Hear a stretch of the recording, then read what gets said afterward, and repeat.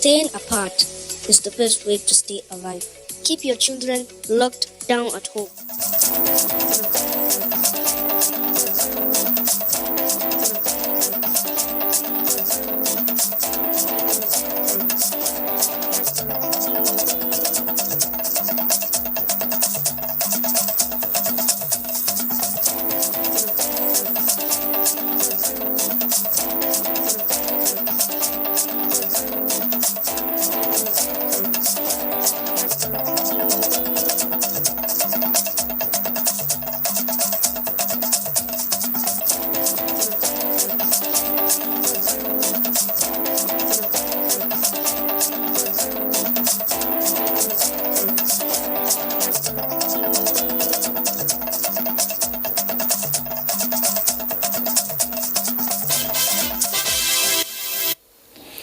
A very good evening and thank you for joining us on Nationwide Live on the network service of the NTA. I am Ifoma Ojinta.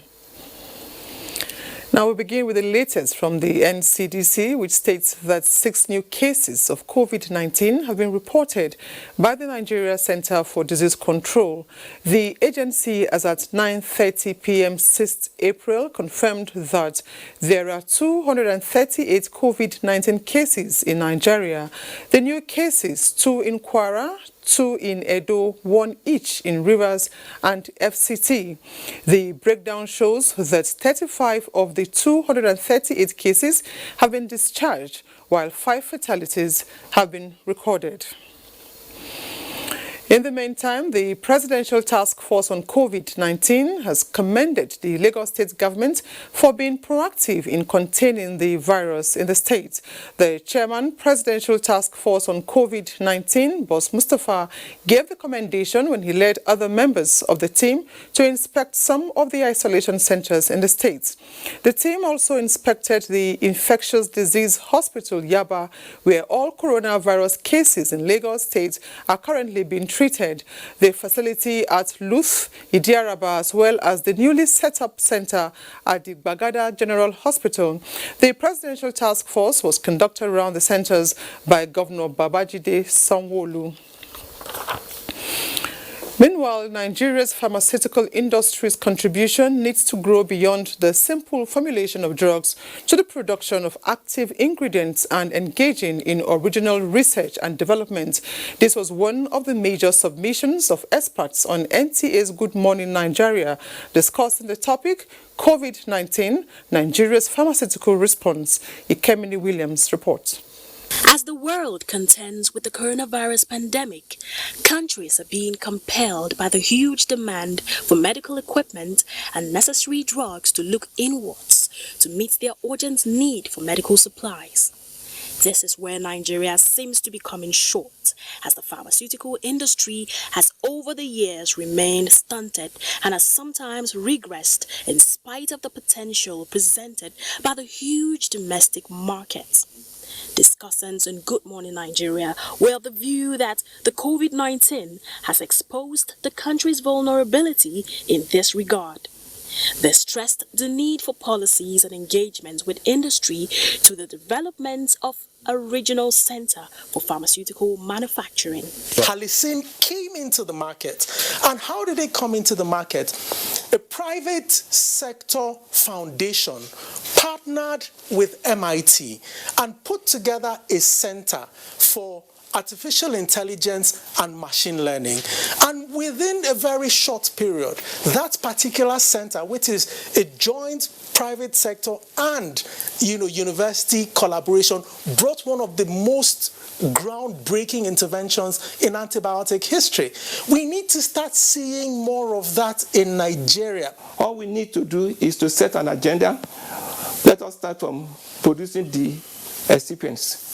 Let us look at the simple pharmaceutical products which we can produce, the active ingredients. They canvassed the implementation of existing policies which can enhance the capacity of indigenous manufacturers to go into primary production of active pharmaceutical ingredients using locally sourced raw materials. The NAFDAC at one time, by some other, not this current one, banned the production of chloroquine. the new one that has been artemisinin is pharmaceutical. The resistance is developing on them too. So if we had the choice of having chloroquine restored for the treatment of malaria, there will be no shortage. One of the major lessons from COVID-19, experts say, is that Nigeria must divert its dependency on foreign countries for medicine and look inwards through investments in research and development for the domestic pharmaceutical industry to grow. In Abuja, Ekemini Williams, NTA News. Professor Abdulsalami Nasidi, a medical virologist, will be here in the course of the bulletin to throw more light on the recoveries of patients of coronavirus. Now, moving on, the lockdown on the nation's capital, Abuja, has entered its second week. Joshua Ojito monitored the level of compliance in the city center. It's day 8 of the lockdown in Abuja. The roads are empty, devoid of the usual traffic on a weekday like this, as residents remain indoors in compliance with the presidential directive to contain the spread of coronavirus. Security agents are at strategic junctions to ensure total compliance. The ever-busy Wuse market is under lock and key, as some of the traders who made efforts to access the market were turned back by security personnel. Except for those on essential duties who are seen on the road, there is high level of compliance to the lockdown. In Abuja, Joshua Ojito, NTA News. Today is day 8 of the lockdown ordered by the federal government in 3 states. The Federal Capital Territory has been said to be having a high level of compliance. Here is Oyeyemi Ajayi, who went to the mechanic village to see the level of compliance. Over to you, Oyeyemi. Today is day 8 of the sit-at-home enforcement by the federal government, and here I am at the Apple Mechanic Village, as people popularly call it. And here are some of the shops that you can see under lock and key. None of them is open at the moment, though some of the mechanics opening any shop, but some of them are just seated. We're only here because we are nearby here. There's no other place we can go but to stay in this very place. Like this, you can see this tree here. Because of the heat around, we normally stay here. Okay. My prayer is for this Corona-19 to come to pass, because it's affecting us, both business, both spiritually, everything. Here is the one of the canteens inside the mechanic village, and as you can see, no one is here to eat, definitely due to the fact that they are already at their respective homes. These are food wraps ready for consumption, but as it is, no one is here to eat them. Now here with me is the owner of this place. His name is Mr. Timothy. Now normally, if you are to give a description of how this place used to be, okay, what will you say? And now, how it affects the business? Sadly, by this time around, every person that comes to the market by now, at least maybe most of them, they want to eat food by now. At least here we'll be busy than now. Like how many people would have? By now, at least you get up to all the chair. By now, I think when it's getting to 9 o'clock, 10 o'clock, the whole seat will be filled up. People will be eating, some will be going out. Now here is the Tire Plaza, and normally there would have been beehive of activities here at this moment, at this time. But as you can see, no activity is going on here, still in compliance with the federal government. And one thing that all of them are talking about is that they can't wait to see the end of this coronavirus so that they can go back to their different activities. Back to you, studio. Thank you, Oyeyemi. Now, the total lockdown order may be taking its tolls on many people within the Federal Capital Territory and other parts of the country. That, however, may not be said of Gwagwalada, a major entry port into the city center of the FCT. Doyidia has an update. It is one of the area councils of the Federal Capital Territory and a major stop for motorists coming into the city center from 3 geopolitical zones and Kogi states. Despite the order by the federal government for a total lockdown of 14 days, many of the people here are not complying, a development that portends danger We got here and it's so surprising that business is at its ebb, as many of them seems not to understand the gravity of the situation. I'm tired of sitting at home. I just say let me stroll around. Well, are you not afraid of the dangers?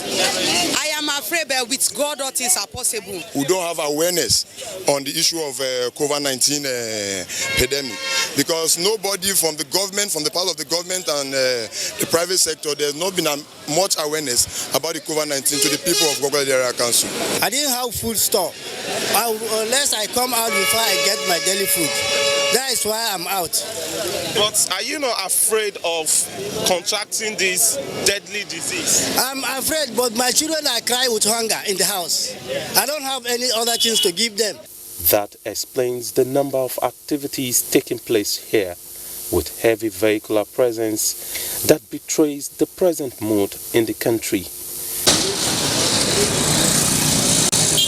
We are going there often and often to close down their shops, and we are telling them to vacate there. Sir, I'm from a hospital. I'm going home and I can't find my way home now. No, I don't have any paper to show. Do I have any need? Is there any need for me to show a paper? Yes. Now, let's now link up with the Presidential Task Force on COVID-19 for the daily press briefing. In Lagos. Can you hear me? Your Excellency, the Governor of Lagos State, members of the Presidential Task Force on COVID-19, distinguished gentlemen of the press, before I give my reflection of what I've seen in Lagos, I want to take this opportunity to give you a brief of what we have been doing and what the President through this committee has been doing. I am pleased to be in Lagos today, along with members of the Presidential Task Force on COVID-19, to interact with the Governor of Lagos State and his team, as well as inspect facilities put in place by the government for the control of COVID-19 pandemic. As you are all aware, the COVID-19 pandemic is the most significant public health emergency of international concern, having recorded over 1.3 million cases, causing over 75,000 deaths worldwide, as well as significant disruption to healthcare system, particularly in low, middle, and high-income countries. In our case, the economy is also adversely affected. Since the inauguration of the PTF, the nation has been briefed on a daily basis in Abuja on the developments, especially at the domestic level.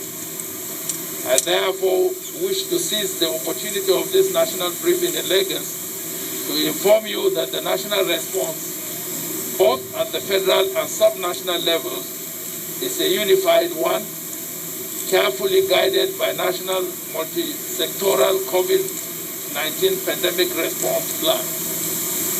We are also working in collaboration with the World Health Organization for guidance on issues of standardization and global policies. I wish to, at this point, assure all Nigerians of the unwavering commitment of His Excellency President Muhammadu Buhari to this war against COVID-19 and his readiness to mobilize the resources to achieve our national objectives.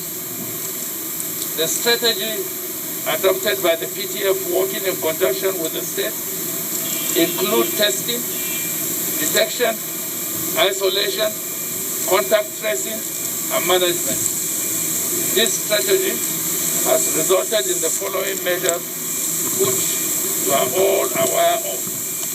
These are restricted travel from 15 high-burden countries worldwide. Second, closure of land, sea, and air entry points. Thirdly, restriction of movements in Lagos, Ogun, and the Federal Capital Territory, Abuja, and States too have taken preemptive measures to restrict travel in several other states. And lastly, the introduction of social distancing and personal hygiene.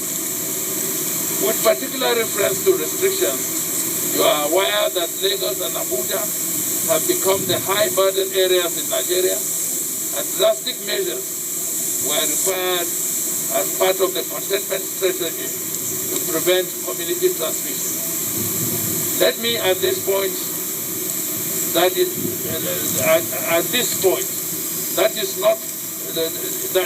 not the desire of government to punish its citizens by restricting their movement, but rather out of abundance of caution.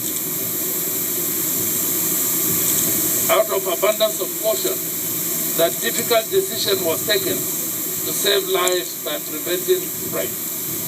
Reports have been received on the general level of satisfactory compliance in Lagos with the lockdown order, and we have similarly received reports of violations.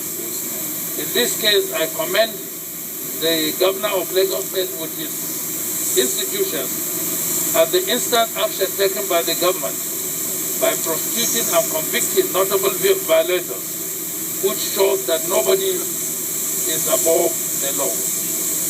In recognition of the impact of the lockdown order on the poor, physically challenged, the elderly and vulnerable, Mr. President approved the release of 70,000 metric tons of grains from the strategic grains reserve. Out of this, about 6,800 metric tons will be distributed in Lagos, Ogun, and the Federal Capital Territory, while the rest will be distributed to the 13 frontline states that have recorded cases of the COVID-19 disease. I assure you that the distribution of Lagos State shall commence shortly. Mr. President has similarly approved the payment of 2 months conditional cash transfer to 2.6 million poor and vulnerable already registered in the Social Safety Net program. On behalf of Mr. President, I wish to commend the Governor of Lagos State, the people and government of Lagos State in controlling the pandemic and for putting in place isolation centers, ICU facilities, as well as establishing a wide network of contact tracing. The Commissioner for Health in Lagos State has also been serving as the chair of the Committee of Experts set up by the federal government to evaluate and accredit private medical facilities or other centers for the management of COVID-19 cases. In appreciation of all the efforts of Lagos State and the good people of the state, the burden that is carried, Mr. President approved the sum of 10 billion naira as support for fighting the virus. The federal government, in addition to the donation, allocated Lagos the lion's share of the PPE, face masks, face shields, and overall gowns donated by to Nigeria by the Chinese philanthropist, Mr. Jack Ma. A few days ago, my office authorized the deployment on loan of 15 Hilux vehicles from INEC to Lagos State to support contact tracing. The cumulative effort for the control of COVID-19 in Nigeria has attracted the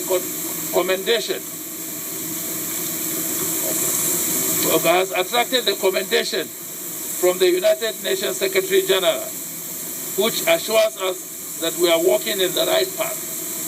The United Nations Family in Nigeria has similarly launched the COVID-19 One Basket Fund, which was designed to serve as one COVID-19 financing and investment platform for mobilization of resources. Having stated the foregoing, I wish to emphasize that the nation is at war with an unseen but very potent enemy. To successfully prosecute this war, we must own it. We must participate in it. We must create awareness We must obey rules and regulations. We must stay at home when ordered, and we must not conceal any information from the medical or disease control authorities. One person who is infected in a community can endanger the entire community regardless of its size and status or position of the people living there. Coronavirus is real and is dangerous. Let me appeal to Lagosians, indeed to all Nigerians, to play our roles in defeating this pandemic. To win the war, we must abide by instructions to stay at home, maintain social distancing, personal hygiene, and report all suspected cases to the designated health authority. Before I end my remarks, let me at this juncture, on behalf of the President of the Federal Republic of Nigeria, President Muhammadu Buhari, and members of the Presidential Task Force, truly and sincerely commend the Governor and the people of Lagos State for a remarkable, resilient, and resourceful fight against the coronavirus. Your Excellency, you have done very well. We have looked at the facilities that you have put on ground. We are quite impressed, and we are completely convinced that if we can deal with the Lagos situation, 70% of this pandemic in Nigeria have been effectively dealt with. So I want to commend you, and I want to thank you for your commitment and your determination and the resolute show of leadership that you have demonstrated.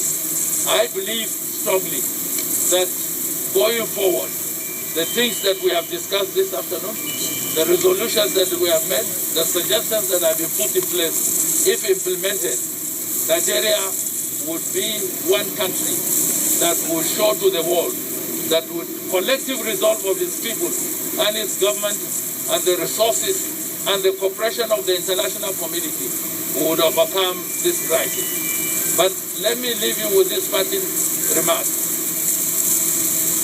The COVID-19 has not only come to ravage our health, it is also come to ravage our wealth. As a people with the Nigerian spirit, our determination as a people, I am very confident we shall overcome by the grace of God. Thank you, ladies and gentlemen. Thank you very much. Gentlemen of the press, we will now listen to the incident commander, COVID-19 Lagos, and that's in person of Mr. Governor, Mr. Babajide Olushola Sanwo-Olu, who will respond to what the federal government has just said via the secretary to the government of the federation.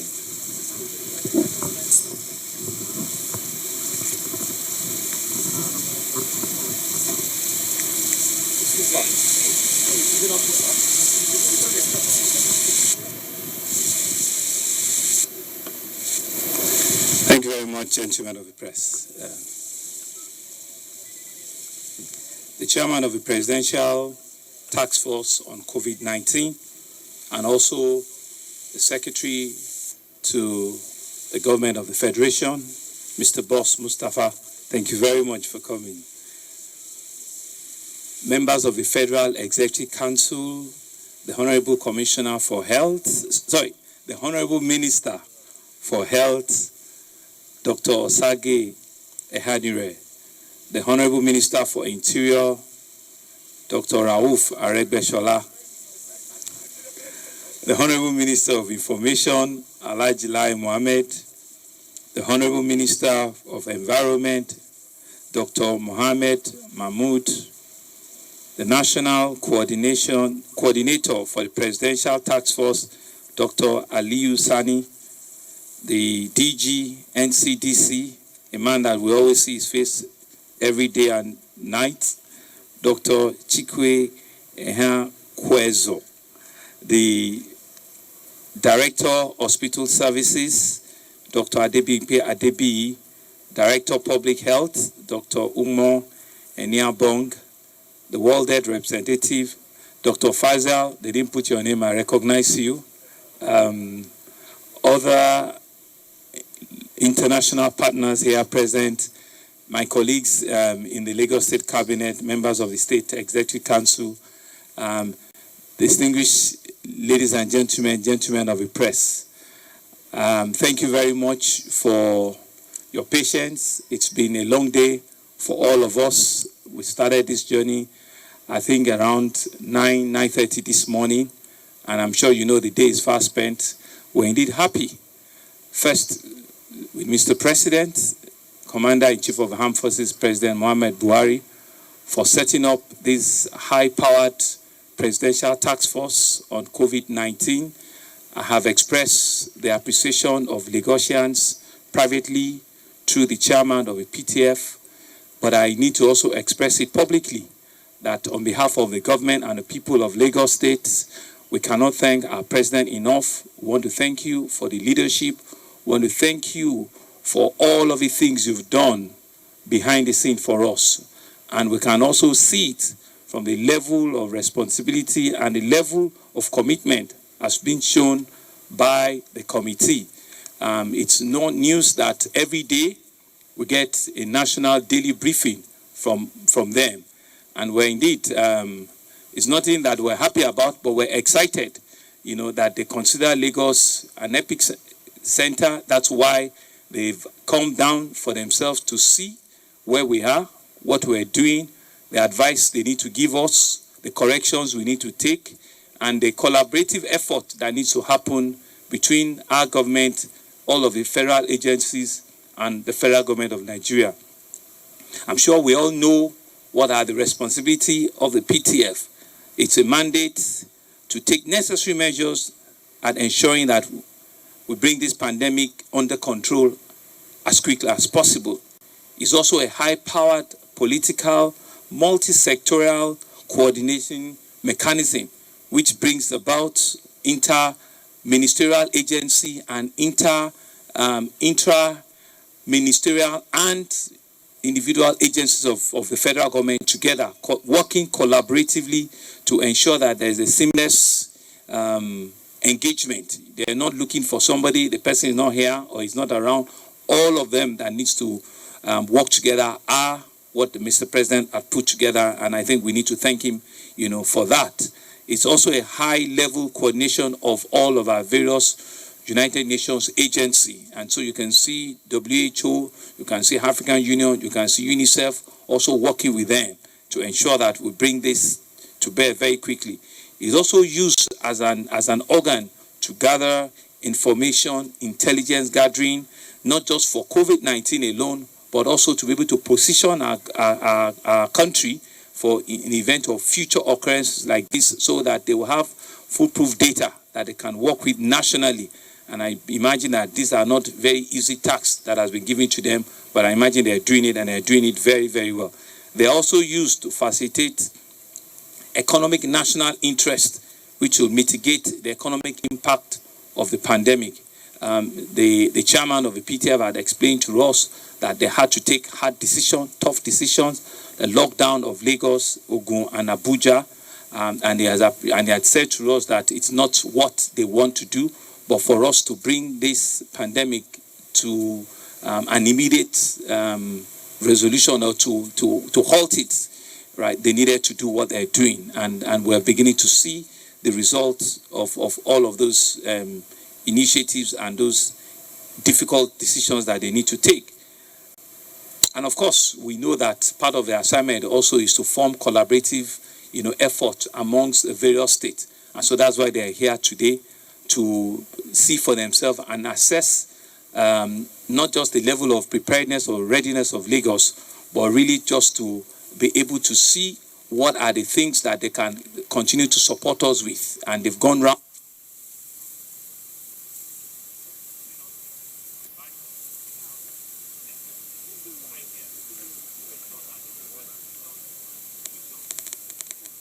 Done collaboratively, it's done at the national level, which they have the responsibility to oversee, and they can report to the president, you know, hello, and and they can report to Mr. President. And they can report to Mr. President anxiously and as regular as possible and as frequent as is necessary. And so I want to thank them again. We've gone round, they've been to a few of our facilities today, and we've also explained to them our other levels of preparedness. And we're indeed grateful that they are happy with where we are now, but we still can do more, given where we are with the general pandemic. So, SGF, thank you very much. Honorable Minister, thank you for finding out time. Various heads of agency, the coordinator of the committee, thank you very much. Thank you, our international agencies, thank you. Gentlemen of the press, I think I'm done with my own time. I think we'll just get a few other comments and we'll be open for questions. Thank you. Thank you very much. Thank you very much, Mr. Governor. Permit me, Mr. Governor, to... I think since the SGF has spoken, if there are just questions or clarification from gentlemen of the press, we'll take a couple because they still need to catch a flight back to Abuja. And I'm sure you know they do daily reportage. So, Mr. Governor, we're just going to have 3 questions. Okay. Because the guests need to Yes. go back to Abuja. Thank you. Okay, thank you, sir. Hello. You just say who the question is for. Okay. Good evening, sir. My name is Ade Doja. Salam Adeni. I work with TVC News. Okay. Okay, my first question goes to the Minister for Health.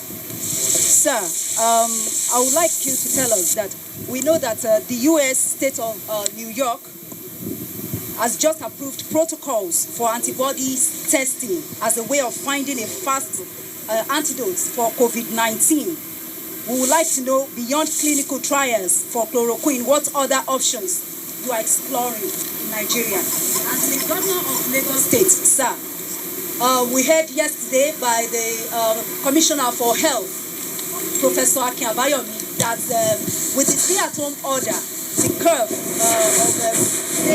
of the rise of COVID-19 is flattening already. Now that people are on the streets, people are actually flouting the law, the stay-at-home law now, at least about 3 days ago, and we've not been seeing military on the roads as well. We would like to know if you are going to embark on the street enforcement over this. Thank you, sir. Good evening, sirs. I am Mary Alale Yusuf from Channels Television. I'd like to know, after you have been around Lagos, this is to the Minister, the other states, are they as prepared as Lagos to handle their COVID-19 cases right now? And then to the Governor, you spoke about the team here, seeing your level of preparedness in the isolation centers, and then you spoke about other levels of preparedness. I want to know what those other levels are. Thank you. Good afternoon, Your Excellencies. My name is Tokumbo Yetunji. I report for Arise TV News. I would like to know how much of attention we are paying to getting a possible locally cure for COVID-19. Then secondly, are we looking at any specific time when the lockdown in Lagos, Abuja, and Ogun will end, or we are looking at an extension? First one for the Minister, and I think the second one for the SGF. Thank you very much. Those are the 3 questions for now, sir.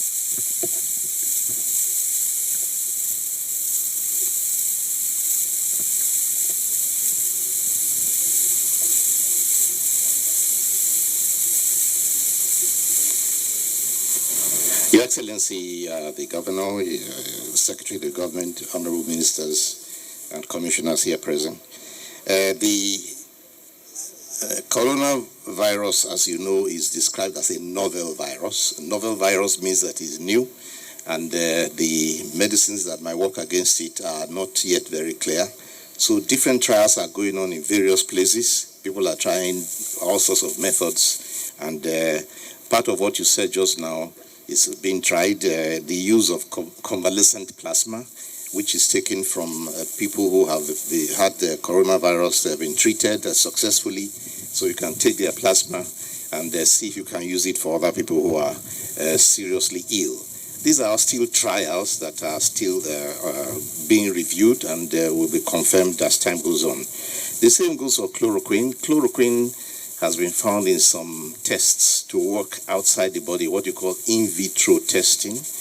But if you take it inside, if you swallow it and take it, whether it really works the same way as it works outside in a test tube, if it works in the test tube as well as it does outside, it's not yet very clear. Most of the countries in this world depend on the declaration from the World Health Organization, because the World Health Organization collates all this research and studies them and then makes the recommendation for countries to take. We also look at the World Health Organization, and we are joining in some of the studies that World Health Organization is organizing here in Lagos. The Honorable Commissioner of Health is doing all he can to participate in the trials, clinical trials for convalescent plasma and chloroquine, hydroxychloroquine, and the azithromycin that is being used in France. So the other question is whether the other states are well prepared. Well, they're as prepared as can be, but Lagos State, of course, a front runner. You know that more than 50% of all the cases of coronavirus in the country are here in Lagos. And quite clearly, because Lagos is an international airport and a country where we have the most travelers coming into the country are coming through Lagos, and this is an imported pathogen. It's not an indigenous pathogen. So the proportion for those ports of entry is relatively high. Abuja has the second highest, also because of travel, and importation from other areas can also increase your percentage. But the Lagos State has the additional advantage that they did very well in 2014 when they were handling the Ebola case. So there's a lot of institutional memory which is left over, which is helping a lot. And I have told the Commissioner that as other states begin to develop their public health response and protocols, they will come here to come and do some sort of study, maybe 1 or 2 weeks of hands-on to learn the tricks that Lagos has. So Lagos is very well prepared. Other states are trying. They have only few cases outside, so there's no comparison with what is here in Lagos. As to local cure, again, the question is how many how much do we know about this virus in order to find a cure? We look into every assertion. Some people say they have the herbs, and some people say they have the concoction. But for those who are serious, well, we have a department in the Ministry of Health, which is the Department of Traditional, Complementary, and Alternative Medicine, which will look into your claims. We do not throw away any suggestion, but the efficacy and effectiveness of the medicine has to be proven before you are going to recommend it to people to take. So those traditional methods of cure are subject to study. I think that's all for the health sector. Thank you very much. So there are questions for the Secretary to the Government of the Federation. Sir, there's a microphone, but it's going to be placed on the mic holder there, sir.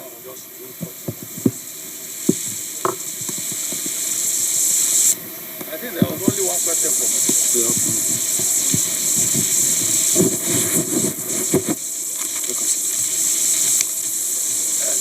Thank you very much. I think there was only one question for me as to whether the lockdown will be extended. Basically, this is part of the consultation. We are looking at the objectives that were set when the lockdown or the quarantine declaration was signed by the president and subsequently by several other states. Before the end of the week, we'll do an evaluation, and part of the trip here was to do an evaluation to see how the objectives that were set are being met.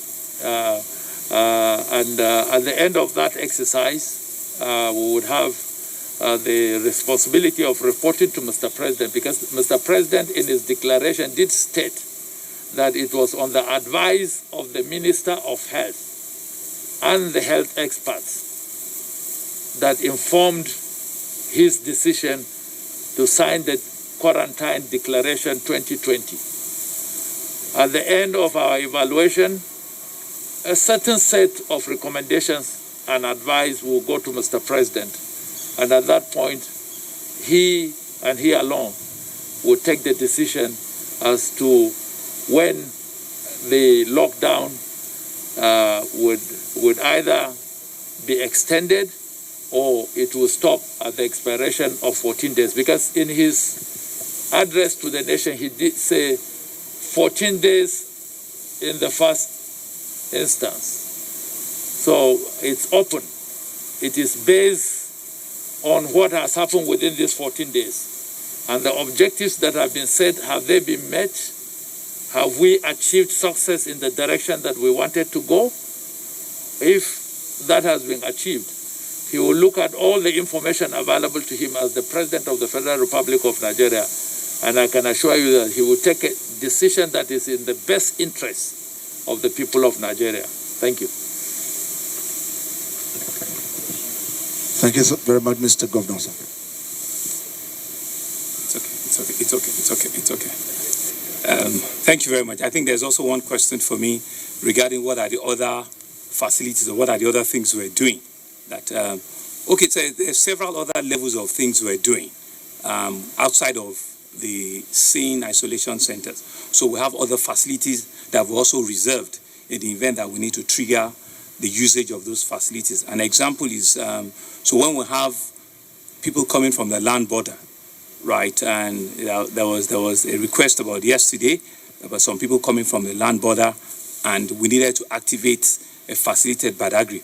So we have 2 facilities at Badagry, right? So when that happens, those facilities will go live, right? So we also have facilities in Ekpe, we have at Alimo Shore, we have in Lekki, we have in other places that are just waiting in the event that we need to activate and clear those facilities, especially for quarantine.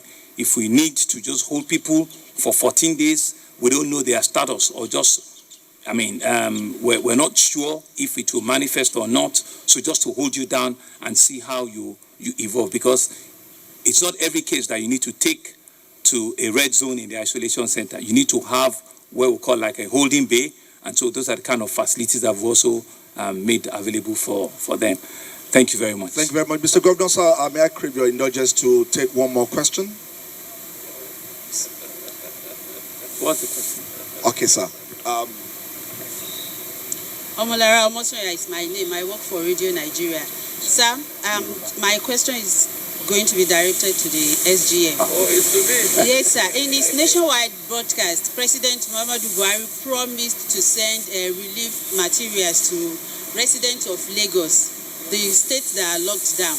Already, the Lagos state government has distributed food stimulus to a category of people. So when is it going to get to the turn of Lagos residents, particularly those that are on the lowest rung of the economic ladder? My brother, the governor of Lagos, is part of the federal government. So he's an extension of the president. And what he did is commendable, that he took that step to ensure that, because the primary responsibility for the welfare of the people is for those that are in government. By extension, the president and the governor of Lagos State. And he's demonstrated that by what he has done.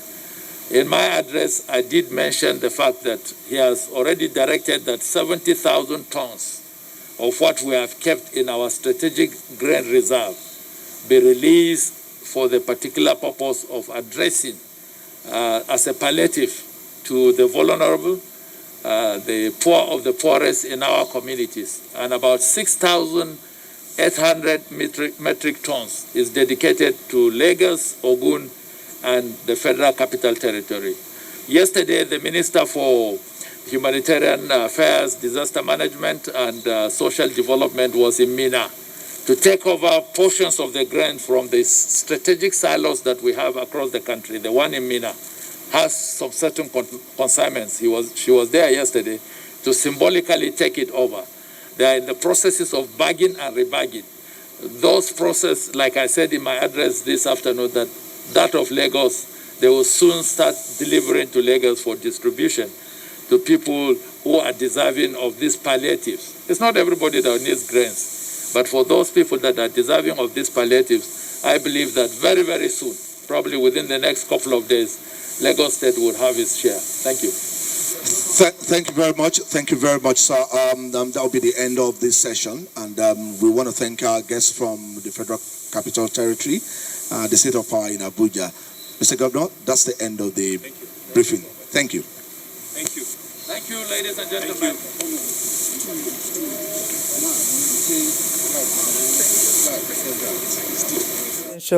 Briefing by the Presidential Task Force on COVID-19, briefing the press on latest efforts at curbing the spread of the virus in Nigeria. And the briefing was after an inspection of some facilities in Lagos. Now, moving on, President Muhammadu Buhari has sent a message of sympathy and solidarity to the British Prime Minister Boris Johnson as he wishes him a quick recovery and restoration to full health as he battles COVID-19.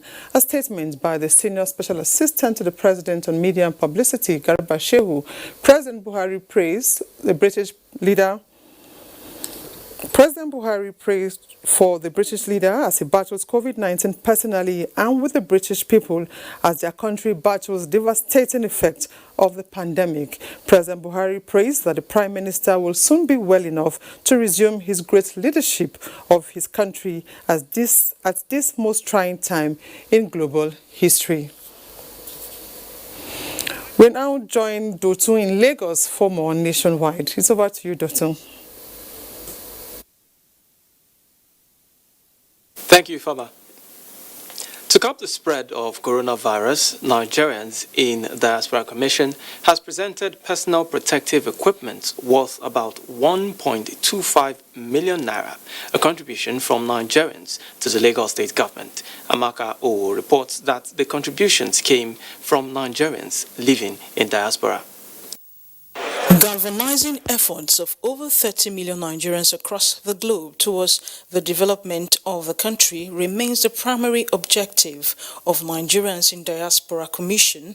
This time around, the presentation is the first batch of items, mainly hand sanitizers provided by Nigerians abroad, particularly students in Wuhan, China, to aid frontline health workers and the vulnerable in Nigeria. It comes as a commission to set up for coordinating diaspora activities. Went on its own to find a way of organizing our people to support us and support government in this initiative. However, to getting the materials for testing, we have to call on the diaspora again worldwide to contribute into doing this. According to the Nigerians in Diaspora Commission, about 1,006 Nigerians have indicated interest to return home as they continue to collate more names as a result of the coronavirus pandemic affecting countries of the world. In a related development, the Lagos State government says it has disbursed stimulus package to more than 100,000 households in the state, debunking rumors that voter cards were required for the collection of these palliative food parks. In an emergency, you don't use card, you don't use anything. When you look at 100,000 households, we are talking of the father, the mother, and 4 children. That's 6 people in a household times 100,000. And our target is 200,000 households. That is, we are looking at 1.2 million people. The palliative measure is a continuous process all through the period of the lockdown in the state. In Lagos, Amaka O, NTA News. Healthcare services around the world are becoming overwhelmed by the coronavirus pandemic.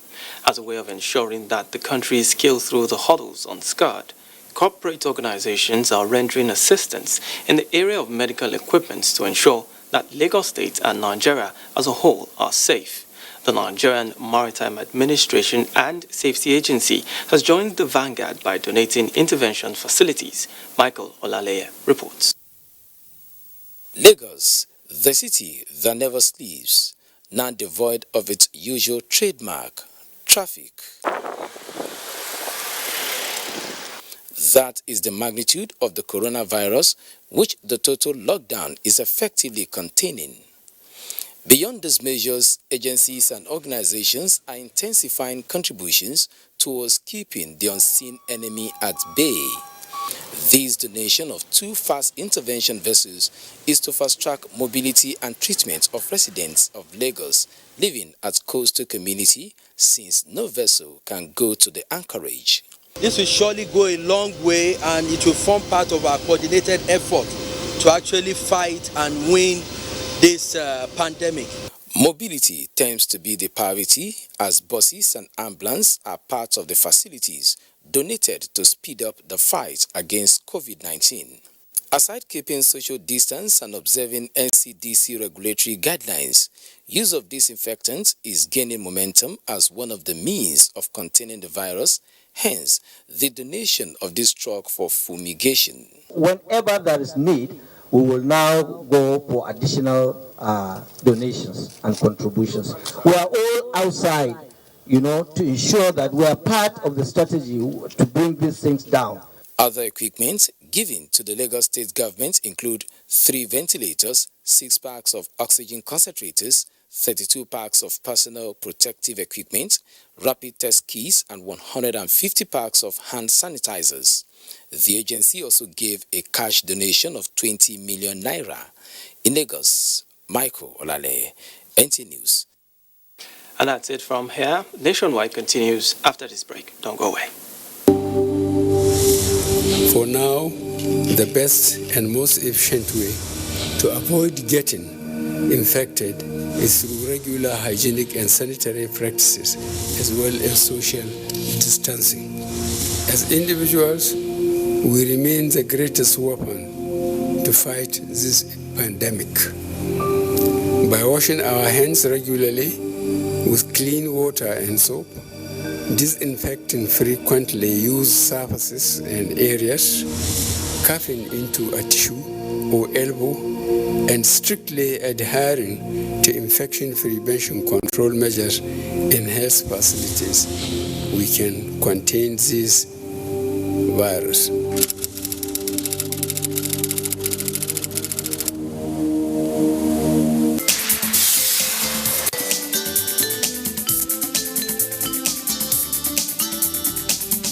On Tuesday Live this week, we continue the discussion on assessing national response on COVID-19. What are the proactive measures being taken by the government?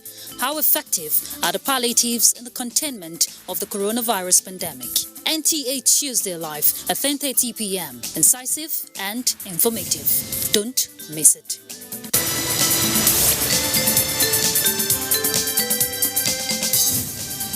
The coronavirus, also known as COVID-19, has been declared by the World Health Organization as a global pandemic. While clinical trials are ongoing for a vaccine and a possible cure, there is no known treatment for the coronavirus. Nigeria has recorded some of these cases, and people are advised to take these preventive measures to keep themselves safe and contain the further spread of the virus. Wash your hands frequently with soap and water, or use hand sanitizers all the time. Maintain social distancing. Avoid touching your eyes, nose, and mouth. Practice respiratory hygiene. If you have fever, cough, and difficulty breathing, seek medical care early. Do not panic. Stop the spread of unconfirmed news. Follow the official government news outlets and report all cases immediately. This message is brought to you by the Nigerian Television Authority, NTA, Africa's largest television network. Chegun. How far say tomorrow still day on? What's your tomorrow? Community meeting now. You know they hear Abi? Na beggy. See, if we meet for my house, inside parlor, then go no. This COVID-19 is not a child's play. If you want to elect a new secretary, we fit to do one for WhatsApp or for Skype or even on Zoom. Or we just wait. I will not negotiate this social distancing. It is non-negotiable. Not every infected person shows symptoms, but every infected person is contagious. avoid large gatherings, and self-isolate if you think you might have come in contact with a carrier. Your safety and the safety of others is in your hands. This message is from the Akinfade Foundation in partnership with the National Orientation Agency with support from MacArthur Foundation.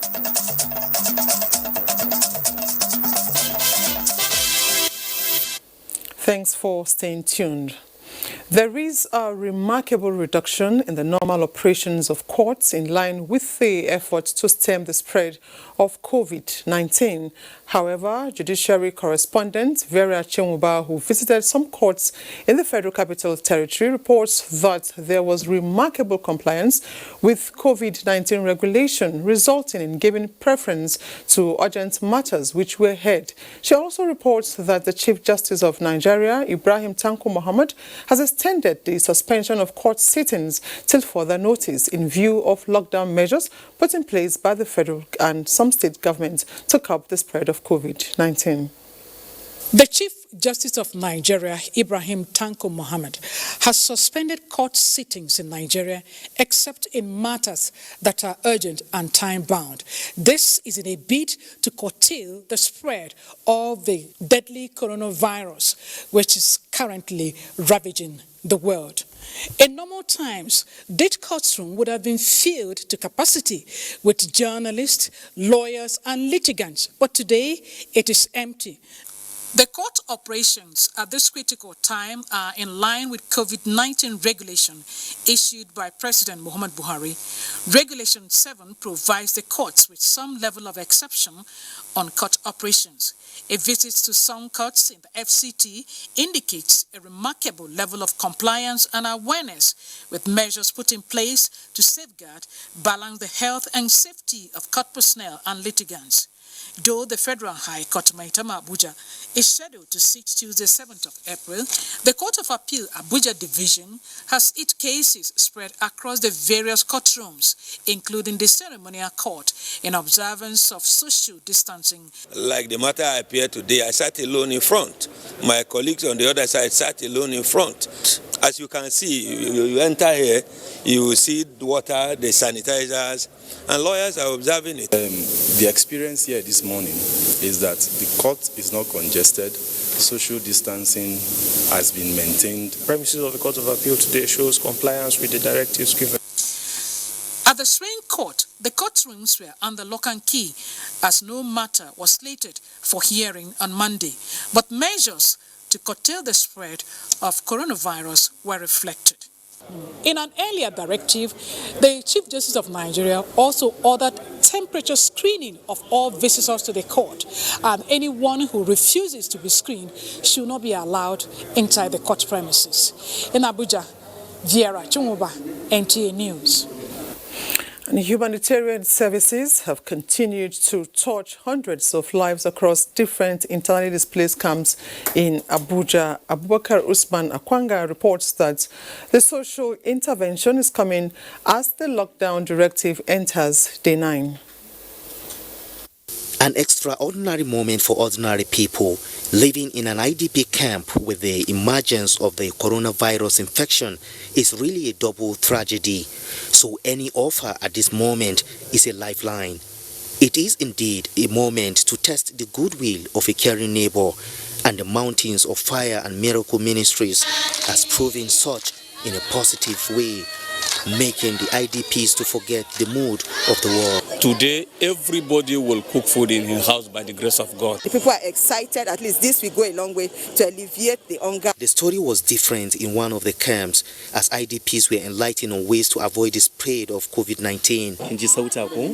Awa Aliu, like every other child here, I just undergone the ritual of hand washing, a practice that is universally adopted. Awa Aliu goes to get a lunch after purifying her hands like other peers of ours and walked home with smiles on their faces from a charitable intervention. Food may just be an antidote to overcome hunger, while more than 2,000 population across camps need more than a square meal to survive the global pandemic. We're here to feed the kids. This support of food items here at the Kaura Internally Displaced Persons Camp in the FCT is to assuage the suffering of victims of social unrest and to encourage them to stay indoor during the 2 weeks presidential directive for total lockdown of the FCT and of course other cities across the country. In Abuja, Abubakar Usman Akwanga, NTA News. Okay, like we told you earlier, we were expecting a medical virologist to talk to us on recoveries from coronavirus across the states. But before then, though we have him here, he is Professor Abdulsalami Nasidi. Thank you for joining us, sir. Thank you very much. Now, but before we continue on the discussion, we have to discuss with the governor of Ekiti State via Skype to talk more on the coronavirus pandemic. The Executive Governor, Ekiti State, Kayode Fayemi. Thank you, Your Excellency, for joining us on Nationwide today. Thank you for having me. Okay, now, at the moment, there are 2 confirmed cases in Ekiti State. What measures have been put in place in preventing the spread of COVID-19? Well, I think it's important for me to correct that. Yes, there was an index case that has since been negative and has been released. And the second case that we have now has tested negative once, and a second test is now being conducted at the Institute at Ede in Osun State. We are awaiting the report, but the patient is generally okay. His temperature is within the expected limit. On our part as a state, we started early in this journey. We set up a task force way back in March 2nd, I believe, and the Enlightenment campaign in Ekiti has been very comprehensive.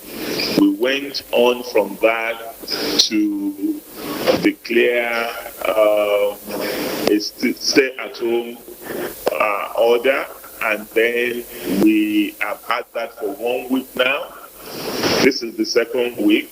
We took some steps because of the Easter holiday that is on its way to relax that today, on Thursday, and on Sunday for the Easter Sunday ceremony. But we have maintained the curfew. The dusk to dawn curfew in the state is maintained. Our operation and isolation center has been functioning well. We have had to procure protection equipment. We've had to train our doctors. We're in regular communication with the Center for Disease Control. And the Governors Forum collectively have been very, very active on this matter, working in partnership with the Presidential Task Force on COVID-19. So, and only a few days ago, I set up a statewide committee comprising of some of the most distinguished Ekiti citizens, including 3 former governors in our state and several of our professionals, to help drive the citizens' mobilization and resource mobilization effort around this COVID-19 challenge. So it's been a pretty intense period, and I also just came out of isolation myself. I have had first to go and undertake a test because I had encounters with some patients who have been positive, but thankfully I'm negative and I'm out of isolation. Okay, Your Excellency, would want to know what palliatives are in place to cushion the effect of COVID-19, particularly on the vulnerable in the states. Well, as you may be aware, in Ekiti State, we've always been very strong on protection for the vulnerable segments of our population. We've always had a social security benefit scheme for the elderly who are indigent and don't have anyone to look after them. And we've run a food bank since my first term in office.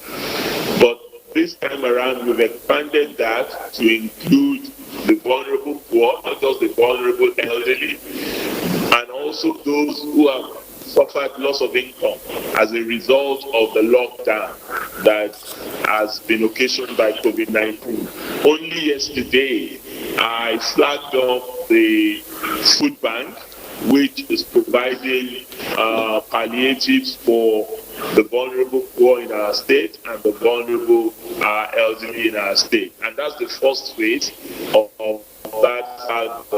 We will continue for as long as we have to deal with this pandemic. Thank you very much, Executive Governor of Ekiti State, Kayode Fayemi, for your time. Thank you very much, sir. And of course, with me still in the studio is a medical virologist. He is Professor Abdulsalami Nasidi, and we'll be talking about recoveries from coronavirus across the country. Now, we seem to have some cheering news. We have 35 recoveries and more on the way to recovery. So we can really say that the COVID-19 is not a death sentence if one contracts the virus. Definitely so. We have good news, and we should be sharing this good news that, in Nigeria at least, we are having very high level of recovery, and but that is not a sign for us to start jubilating and thinking that the virus cannot spill surprises. This high rate of recovery could be either due to the fact that our medical teams are doing very well, which definitely they are, and but it could also either be to the fact that most of the people affected so far are younger, population as compared to Europe, where most of the people dying are on the average, about 75 to 80. But the age group of those affected in Nigeria is still within that 30, 40, 50. So survival rate in those groups will definitely be higher. But it could also be, we shouldn't ignore the fact that maybe there are things that are happening in the country or in the African continent that is making the virus to be a little bit less potent. In fact, not jokes or jokes apart, it could be some of the things we're eating. If you remember the first index case, the Italian said he was enjoying amala, and he was eating amala and our soup and all this. So we shouldn't ignore the fact that those two could contribute. Even the governor of Oyo State said he was eating amala 3 times a day, and the black seeds. So these are the things we should take into consideration, that there are some factors that are making the virus not to be very potent in Nigeria and some African countries. But if we think that the virus is not capable of doing what it's doing in Europe, we shall be making mistakes. Okay. For instance, in Nigeria, we started having cases before Niger Republic. We started having deaths before Niger Republic. You can't believe today Niger Republic have 10 deaths already. And so some countries in Africa that thought, it is like a common flu, are now warming up to really wake up. That we hope when you have community transmission and more cases are coming, so we might be having more deaths. But we pray it doesn't happen. Okay, now it is a well-known fact that the virus has no cure, as they say, but we have seen recoveries here in Nigeria. Are we likely to see more of these recoveries? Definitely. That's what I'm saying, that if the virus is affecting mostly young generation, it's affecting, now people that are a little bit, not within that range that you have high mortality, we might be having, less mortality. If we maintain the type of medical response we're doing in the country, and maybe even strengthen it, improve it, as we are already encouraging everywhere in Abuja, in Lagos, in all other states. You can see the state governor is on top of it. So when the chief executives are on top, they are supporting the team, they are encouraging the team, they are giving them the protective equipments to protect the healthcare workers, and all this. They will work 24 hours, and our survival rate will be higher. Okay, now there's this concern that Abuja is witnessing less recoveries. Now, would you say that the treatment is different from what is being done in Lagos and other places? I think it's a mistake. Abuja is not witnessing less recovery. Abuja is, a little bit more cautious, but very soon the Minister of FCT will pronounce, and many good things are happening in Abuja already. Okay, yes. Thank you very much, Professor Abdulsalami Nasidi, medical virologist. Thank you for your time. My pleasure. Thank you. We now join Suleiman Abdullahi Rigachuku in Kaduna for more on Nationwide. Ifoma, and welcome. 8 states of the Federation are expected to benefit from a palliative intervention against COVID-19 pandemic worth 100 million naira. Azalor Shetima reports that the intervention aims at alleviating the impact of the pandemic on the daily lives of the beneficiaries. The fund is to be dedicated towards the procurement of assorted food items and medical equipment, which will be distributed to the most vulnerable and less privileged in the society. Ali Muhammad and Nafisa Usman are among the beneficiaries from Kaduna, which is one of the benefiting states. They describe the intervention as a move with human face. Because of this virus, we are not moving out, and now that I have this, I'm very happy. The benefiting states include Kaduna, Sokoto, Borno, Gombe, Kebbi, Zamfara, Bauchi, and Jigawa. This is a very critical situation the people are in this world, so it's donate this kind of food and item, hospital item, equipment, also help them how they can go through this situation. Whatever we're doing as government, we always appreciate those people that always support government effort. So for this gesture, honestly speaking, on behalf of His Excellency Maulana Rufai and the good people of Kaduna State, we want to thank the Muslim World League for bringing this palliative to our people in Kaduna State. Muslim World League advises the people to adhere to public health warnings against COVID-19. In Kaduna, I am Hassan Lawan Shattima, NTA News. In spite of the fact that people at the rural areas are aware of the outbreak of COVID-19, there is still much to be done to sensitize them on the measures to be taken to contain the spread of the pandemic. This is because the people at the grassroots continue to perform their normal activities without taking any precautionary measure against the disease. Awal Haliru reports. Certain percentage of Katsina State population are rural dwellers, and their style of living makes them vulnerable to coronavirus pandemic. The best thing is the issue of prevention, and that is why, in our opinion, no strategy, no preventive mechanism is too big or too small. The committee is only using the opportunity to appeal to people to understand why this strategy came about. Kwarentama village is 20 minutes drive from the state capital and is located in Jibe local government area of the state, where the residents claimed awareness about COVID-19 but not reflecting on their activities. We wash our hands regularly as requirements for personal hygiene to protect ourselves against the coronavirus. We have gotten information about coronavirus through the media, and we are using all the safety guidelines. Although there were strict adherence to the safety guidelines, such as restriction of social gathering, effort must be intensified to sensitize people at the rural areas to enable them learn more on the protective measures against the deadly coronavirus pandemic. Awal Haliru, NTA News. And with that report, Nationwide continues with Ifoma in Abuja. Thank you, Suleiman.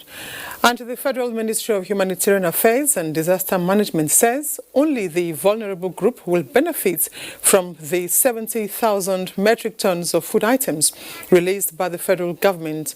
The minister, Sadia Umar Farouk, clarifies this as her ministry takes delivery of the food items from the Federal Ministry of Agriculture and Rural Development in Mina, Niger State. Musa Baba Aliyu reports. Okay, I'm afraid that story is not ready. We'll bring it to you in the course of the bulletin or subsequent bulletins. Now, the FCT Minister of State, Ramatu Tijani Aliyu, has disclosed that the administration will this week commence the distribution of palliative materials to the less privileged as part of measures to cushion the effects of the sit-at-home presidential order. The minister made this disclosure during an inspection tour of storage facilities at Kubwa NYSC orientation camp in Abuja. Ifeanyi Ezumba has the details. Emphasizing that the palliatives are targeted at the vulnerable residents and the physically challenged in the rural communities. FCT Minister of State Ramatu Tijani Aliyu revealed that security measures have been put in place to safeguard the palliative materials. We have identified capable hands that will do that for us across the structure. So we must be able to at least see how the area council on Monday will be meeting with them to also educate them further. We have seen how chaotic, how difficult it could be. So how will it affect the house to door-to-door exercise? The FCT administration has identified 5 large stores and 5 hostels at the Kubwa NYSC orientation camp to serve as storage facility and isolation centers respectively. About 5 trucks of palliative materials are expected to arrive soon at the camp. In Abuja, Ifeanyi Ezumba, NTA News.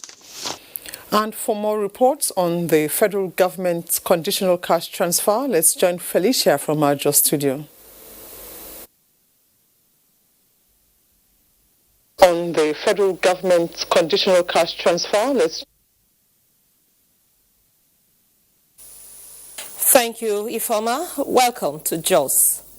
Governor Simon Lalong has directed a total lockdown of the state effective 12 midnight of Thursday 9th to 11 p.m. of Wednesday 15th of this month. This is to enable the state carry out fumigation exercise, which will cover Jos, Bukuru Metropolis and all the 17 local government areas of the state. The governor disclosed this at a media briefing on the progress on the fight against COVID-19 pandemic. Priscilla Grumnan reports. Governor Lalong, who is chairman of the state COVID-19 task force, outlined practical steps taken so far by government in the fight against the pandemic, said nothing will be left to chance to ensure the disease does not find its way to the state. On the total lockdown, the governor explained that since the state has not recorded any case of the disease, it has become expedient for government to be more proactive in blocking it from sneaking into the state. I am directing a total lockdown effective 12 midnight of Thursday, the 9th of April 2020 to 11th of Wednesday, 15th April 2020. During this period, there will be no movement of any kind except for staff on essential duty. In line with federal government's directive, the governor added that the state has proposed to establish a 300-bed treatment center to be located at the Riom General Hospital and the state NYSC camp in Mangu. We are also taking steps to establish more COVID-19 isolation centers in Bangshin and Shindam to cover the other senatorial districts in the state. The governor appreciated corporate organizations and individuals that have contributed to the Plateau State COVID-19 Support Fund through cash donations and items, noting that the state is liaising with the federal government with a view to getting some palliatives to the state, and called on citizens to cooperate with the government in dealing with the pandemic. In Jos, Priscilla Grumnan, NTA News.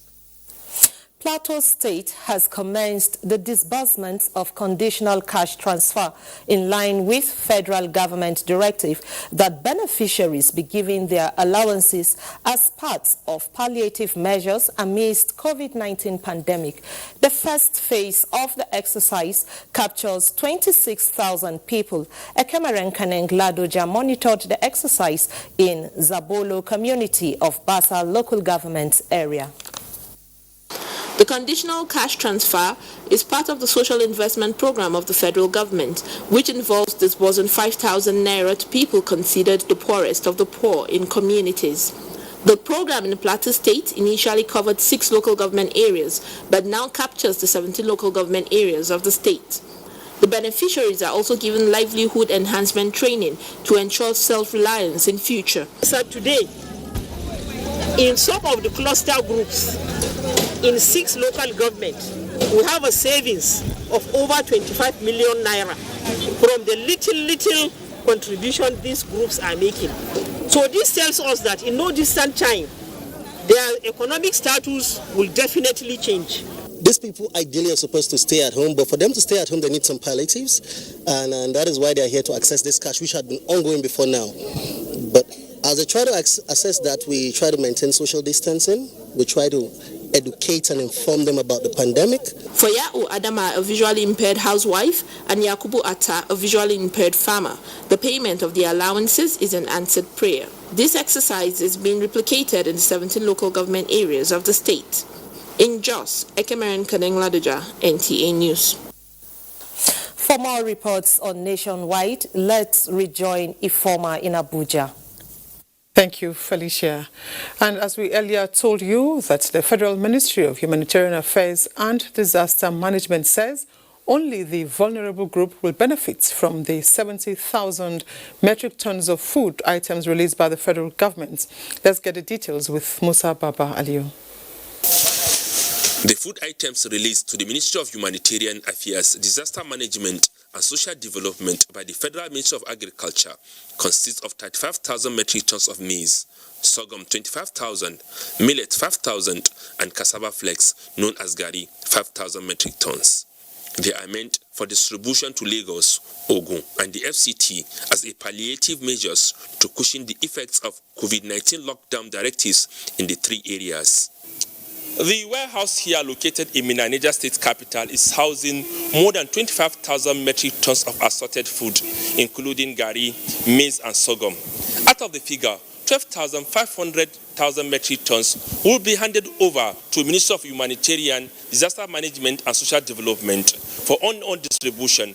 We have 10,000 of maize and 2,500 of gari, and these are going to, part of it will be going to at least the three frontline states, Lagos, Ogun, and FCT.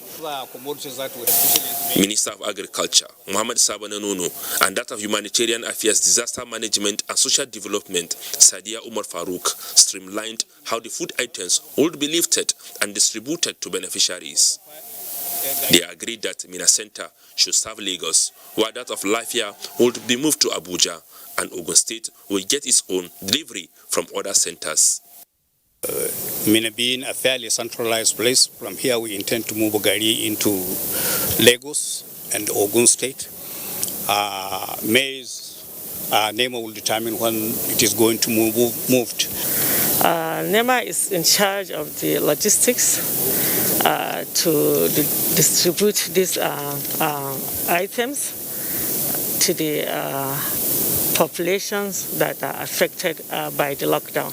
25% of the population of the state, those are the ones that we are going to reach out to.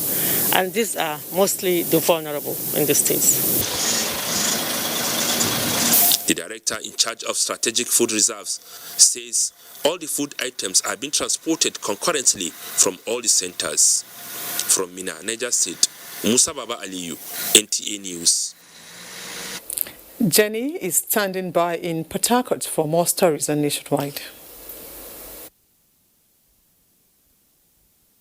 Very much, Ifoma. Good evening and welcome. About 9,600 poor and vulnerable Nigerians in Rivers State are smiling home with the commencement of payment of 20,000 naira conditional cash transfer. This measure by the federal government is to help families cope with the financial burden occasioned by the coronavirus pandemic. Kingsley and Marjorie reports. The conditional cash transfer under the National Social Investment Program targets the poor and the vulnerable group in the country. The program, which started in September 2019 in Rivers State, is targeted at 6 local government areas of Akokotoro, Degema, Okrika, Ogubolo, Kana, and Tai local government areas based on World Bank Poverty Ranking benchmark. We're asked to start just 30% of the number of LGAs in the state. So based on that, 6 local governments were approved. Selection of beneficiaries was through community engagement, with 1,731 households receiving payments for January to April 2020 in Okrika local government area. The total number of people benefiting in Rivers State now is 9,587 beneficiaries across the 6 local governments. To some of the beneficiaries, the directive by President Muhammad Buhari for immediate payment of the funds to the poor and vulnerable households at this trying time is indeed commendable. It goes a long way. I will buy some food stuff, save small at least in my own account. My dear, this money I go take a Gary shop. For him and others who have benefited from this program, they are indeed delighted as this money is coming handy at a time the nation is passing through a trying period. From Okochiri in Okreka local government area, I'm Kingsley Amajiri, NTA News. Thank you, Kingsley. And Rivers State government has set aside 2 billion naira to buy of all agricultural products produced by farmers and fishermen in the state to ensure sufficient food supply. The governor made this known while briefing journalists at Government House, Port Harcourt. Ogedi Nyekwere reports. Coronavirus pandemic has become a topical issue for governments across the globe. The number of deaths recorded daily calls for concerted efforts. Thus, the Rivers State government, as part of measures to contain the virus, has set aside 2 billion naira to purchase all agricultural products produced by farmers and fishermen in the state. To achieve this, the state government will set up a 32-man committee to be chaired by the secretary to the state government.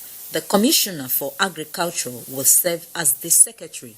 Our goal is to ensure that no agricultural products like yam, garri, plantain, palm oil, and fish leave our state during this period. While the farmers and fishermen will make their profits, the less privileged will have enough food supply for their families. Governor Wike also commended the diligence exhibited by the health professionals and security agencies. While appreciating the media practitioners, he urged them to use their various platforms to educate and enlighten the populace to ensure the virus is contained. In Port Harcourt, Ogedi Nyekwere, NTA News. That's it from Port Harcourt. Now, the Niger State government has commenced disbursement to beneficiaries cash payments for the household uplifting program of the social investment program of the federal government. Dawda Mohammed reports that 19,725 vulnerable persons are expected to receive cash payments worth 400 million naira. The Household Uplifting Program, also known as the Conditional Cash Transfer Program of the federal government, aims to address deficiencies in capacity and lack of investment in human capital of poor and vulnerable households. Augusta John is among the 103 vulnerable receiving cash payments ranging from 5,000 naira to 20,000 naira, depending on the accumulated backlog in the Kuyambana Primary School pay point. But he has been really assisting me, bringing up the children. I am happy with this assistance because I am sick and a widow with 8 children, and this will help.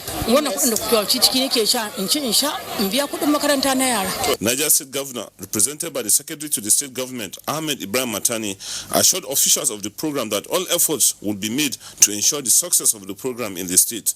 That we have put together 4 months so that under this condition of coronavirus pandemic, there is need for those most vulnerable to be supported. We are working as a team. Some of the staff will be going to Agwarat, some will be dispersed to Shiroro and all the various local governments. Beneficiaries are drawn from the 25 local government areas of the state, mostly the elderly women and men in Mina. And Dawda Mohammed, NTA News. And now sports. Pelican Queens appeal for unpaid wages as Amanzi Marcos reports on Sports Updates. The Cross River State Commissioner for Sports, Ofa Aya, has promised to look into the allegations of the state women's football team, Pelican Queens, over non-payment of their salaries since June 2019. The sports administrator who addressed the players during a protest at Cross River State Government House, Calabar, said he is not aware of the problem, having assumed office in late 2019. As the coronavirus pandemic worsens around the world, the Brazilian Football Confederation is planning a $3.6 million lifeline for 140 clubs in the lower divisions. Beneficiaries includes 88 clubs in the third and fourth tiers of the men's leagues and the 52 teams in the top 2 women's divisions. CBF President Husseru Kaboklo said we are living through an unprecedented moment of global crisis whose extension and consequences are still incalculable. Hence the decision to provide direct and immediate help. But coronavirus earlier forced a postponement of the state leagues. Meanwhile, the long-standing investigations into corruption in football that has swept many away from their positions has reopened in Brooklyn. Two former Fox executives, Hernan Lopez and Carlos Martinez, stand accused by U.S. prosecutors of paying millions of dollars in bribes to secure lucrative media and marketing rights to football matches. Lawyers to the accused describe the charges as a teen case and state fiction. And that concludes Nationwide for today. We thank you for watching. Please remember to stay safe.